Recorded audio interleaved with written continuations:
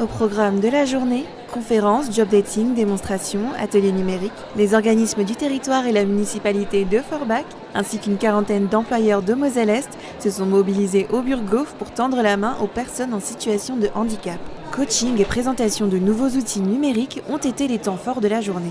En effet, Cap Emploi, Pôle Emploi et MyAFun ont présenté pour la première fois en France la première application de recherche d'emploi dédiée aux infirmes, JobH. Les négociations ont pris une dizaine d'années, les travaux ont pris quelques mois et le budget avoisine les 410 000 € hors taxes. Aujourd'hui a été inaugurée la nouvelle piste cyclable réalisée en site propre sur l'ancienne voie de chemin de fer des Houillères du bassin de Lorraine et qui traverse la ville de Frémin-Merlebach pour rejoindre la carrière du Barrois. Une piste qui permet d'accéder également aux différents circuits du massif du Warnt. Ambiance boule à facettes, DJ et volume à fond pour cette 4e édition. Dans les bassins, les participants s'essaient aux différentes activités proposées. Aquatraining, aquajogging, aquabike, nage avec palme, apnée, plongée. Tous les maîtres nageurs et les membres des différents clubs sont sur le pont. Rendez-vous pour la prochaine aquaparty le 23 mars 2019. 432 coureurs se sont retrouvés au départ de la 13e édition des 10 km de Frémin-Merlebach. Une course organisée par le FMAC, le Frémin-Merlebach Athletic Club, une véritable course en pleine nature, en forêt du Warnt et sur une petite partie du site de la Carrière. C'est le coureur du Farlon-Huy, Christophe Magnien, qui remporte les 10 km avec un temps de 36 minutes et 19 secondes.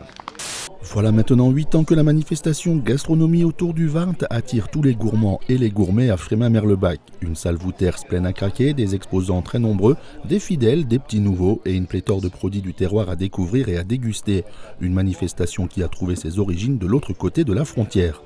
Avec 350 voitures et motos de toutes marques exposées sur le salon, la barre des 400 véhicules n'est pas très loin. Amateurs et professionnels de tout le Grand Est sont venus à Metz montrer leur collection.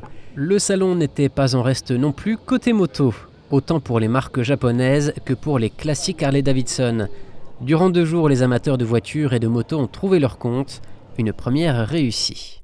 Les ASBH de la ville ont également réuni plusieurs structures sociales afin de pouvoir tous ensemble donner un peu plus de leur temps à ceux qui en ont besoin pendant le Festival des Solidarités. Un festival qui permet aux grands mais surtout aux petits d'apprendre à adopter les bons gestes dès leur plus jeune âge. Ateliers, soirées contes, théâtre et dégustations seront menés par les périscolaires ASBH, l'UNICEF et l'Association du papier pour l'enfance jusqu'au 1er décembre. Le poste de Moselle-Est est signé. La région Grand Est a officialisé le pacte Offensive Croissance Emploi avec ses partenaires, les communautés d'agglo de Sarreguemines et de Forbach, ainsi que la communauté de communes du Pays de Bitche. Ce pacte doit permettre de développer la compétitivité et l'attractivité. Le POS symbolise un partenariat fort de dialogue et d'action. Fermeture des 4 dernières centrales à charbon d'ici 2022. C'est l'une des annonces d'Emmanuel Macron hier. Cela concerne la centrale Émile Huchet à Saint-Avold qui emploie actuellement 135 salariés. Le président de la République a affirmé qu'il y aura plus d'emplois après la fermeture qu'avant, en accompagnant les salariés vers une reconversion. Le maire de Saint-Avold a quant à lui affiché son scepticisme face à cette annonce. Le président de la région Grand Est, Jean Rotner, a annoncé le maintien des 2 instituts de formation en soins infirmiers et valide la construction d'un nouveau site à Sarreguemines.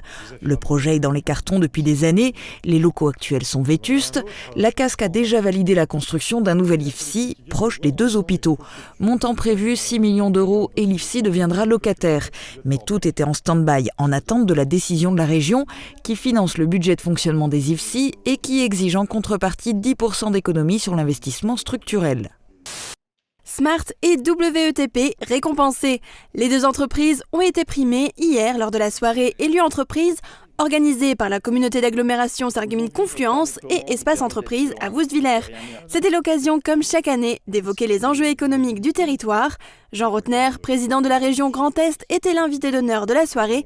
Il a rappelé l'importance de l'économie en Moselle. Inauguration spectaculaire à la caserne de Bitche.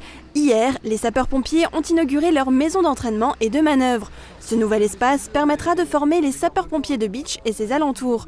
Secours, brancardage, feux d'habitation, fuite de gaz, ils pourront s'exercer à différentes situations au sein même du centre d'incendie et de secours. Un équipement qui permettra une formation complète et locale. Compétition internationale de haut vol à Sarreguemines. 25 gymnastes venus de France, d'Allemagne, de Suisse, du Royaume-Uni et d'Australie ont rivalisé ce week-end. Tous sont âgés de 16 ans et font partie des meilleurs de leur pays dans leur catégorie. Le 22 juin prochain, ce seront les seniors qui rivaliseront pour la Cup. 13 ans et déjà en entreprise. Hier, les élèves de 4e du collège Jean Zetlinger de Rohrbach-les-Beach ont visité la menuiserie Young. Les deux établissements sont partenaires pour élaborer le projet scolaire de la classe, un petit moteur à air chaud. Une immersion dans le monde de la menuiserie pour ce groupe en option scientifique. La visite a été organisée dans le cadre de la semaine École-Entreprise. Chez vous, ils prennent de la place, mais demain, ils pourraient faire sourire d'autres enfants. Le CIDEM collecte pour Emmaüs vos anciens jouets. Des bacs sont mis à disposition dans les déchetteries de la Casque et chacun peut venir y déposer les jouets dont il n'a plus usage. Ceux-ci seront remis en état par Emmaüs et auront droit à une deuxième vie. Une approche un peu moins consommatrice de l'esprit de Noël. Les fêtes de Noël approchent à grands pas et les boutiques sont prêtes à accueillir leurs clients.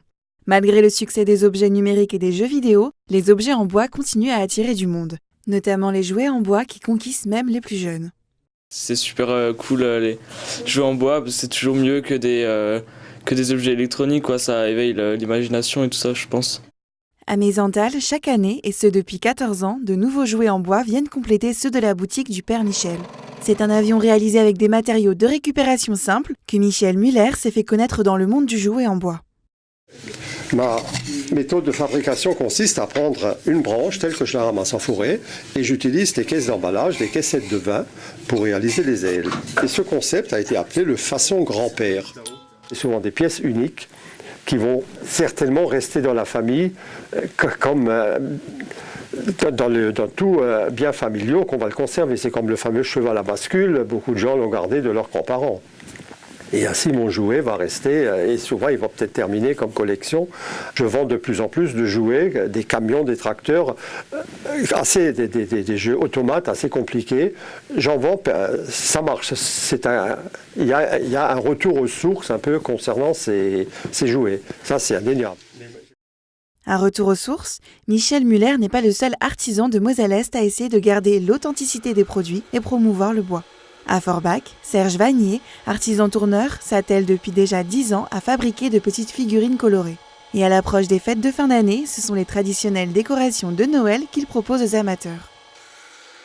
Les gens me connaissent surtout pour mes personnages, mais au moment de Noël, je réalise d'autres pièces, et surtout de la décoration de Noël, des boules de Noël, des petits nichoirs décoratifs, que je fais déjà depuis quelques années, qui sont inspirés de modèles qui viennent des États-Unis. Et aujourd'hui, je forme même d'autres tourneurs à faire exactement les mêmes pièces. C'est toujours très valorisant d'apporter, de transmettre ce qu'on fait, ce qu'on sait faire. Aujourd'hui, il y a pas mal de jeunes tourneurs qui s'installent, y compris d'ailleurs que des femmes, qui apporte une patte un peu plus féminine aux pièces, mais c'est essentiellement du tournage décoratif. Décoration ou jouets, les artisans ont de quoi satisfaire leurs clients. Même si ce n'est pas toujours évident de concurrencer l'industrie du jouet ou de la décoration de Noël à bas prix, ces passionnés ne cessent d'exercer. Ces prochains jours, ce sont au marché de Noël que vous pourrez les retrouver, et peut-être un jour aux côtés des apprentis artisans du bois qu'ils sont en train de former.